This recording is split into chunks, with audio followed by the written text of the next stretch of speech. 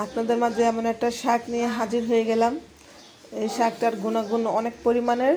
এটা খেলে আপনার কোষ্ঠকাঠিন্য দূর, হজম শক্তিরও সহায়তা করে। আর এই শাকটা নানা রকমের পুষ্টিও আছে এবং অনেক গুণাবলীও আছে। আর এই শাকটার নাম হচ্ছে সজনে পাতা। তো আজকে আমি দেখাবো কিভাবে সজনে পাতা ভাজি করেছি আর এটার টেস্ট কেমন সেটা দেখতে থাকুন। আসসালামু আলাইকুম আমার প্রিয় ভাই বোনেরা। আজকে আমি সজনে পাতা আমাদের ছাদের থেকে এখন এই যে এরকম করে গাছ থেকে চুড়ে নিব। এক করে আমি অনেকগুলো সজনে পাতার ডাল সহ নিয়ে আসছি। তো নিয়ে আসার পর আমি এখন এই ডাল থেকে সুন্দর করে এক এক করে পাতা চুড়ে নিব। অবশেষে আমার এই দেখতে পাচ্ছেন এক এক করে আমার প্রায় পাতা নেওয়া শেষ।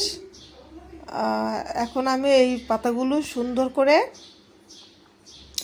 এটাকে আমি ভালো করে পানি দিয়ে ধুয়ে নিব। তো এটার মধ্যে যা যা লাগবে তা আমি আগে দেখিয়ে দিব আপনাদেরকে। তো দেখতে পাচ্ছেন আমার সবগুলো পাতা চূড়া হয়ে গেছে। তো হয়ে যাওয়ার পরে আমি এখন ভালো করে পানি দিয়ে 5-6 বার ধুয়ে নিব। তো এটার মধ্যে তেমন ময়লা ছিল না, তারপরও ধুলাবালি লেগে আমি এটাকে সুন্দর করে ভালো করে ধুয়ে নিব।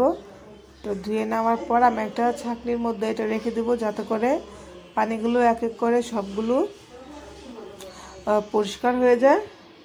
আর এই সজনে পাতা কিন্তু অনেকে পাউডার করে খায়, কারণ এটা অনেক ভালো।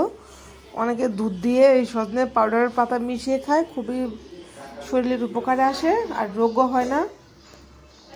তো আমি এই পাতাগুলো ভালো করে ধুয়ে তারপরে এখন আমি একটু সিদ্ধ করে নিব অল্প পরিমাণে লবণ দিয়ে। তো এটা ঢাকটাতে ঢেকে দেওয়ার পরে আমি এটা 10 মিনিটের মধ্যেই সিদ্ধ হয়ে যাবে। অলরেডি আমার সজনে পাতাটা সিদ্ধ হয়ে গেছে। তো এখন আমি একটা ছাঁকনির মধ্যে এটা ছেঁকে নেব যাতে করে সব পানিগুলো ঝরে পড়ে যায়।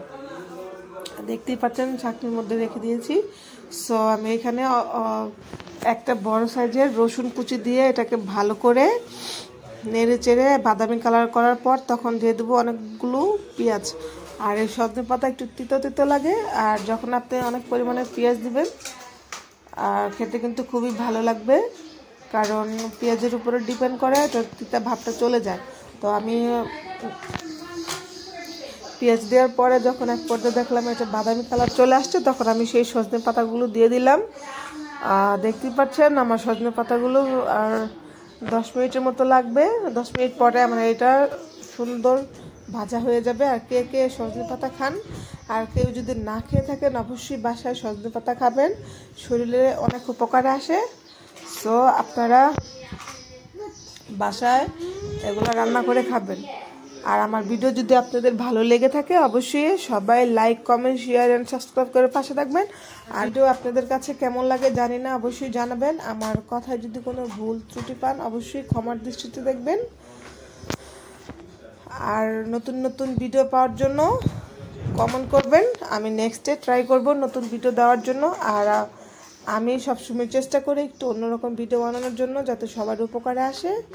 এর জন্য আমি নতুন নতুন ভিডিও ট্রাই করি। সো আজকের জন্য আমি এখানে ভিডিও শেষ করছি। সবাই ভালো থাকবেন, সুস্থ থাকবেন। আল্লাহ হাফেজ।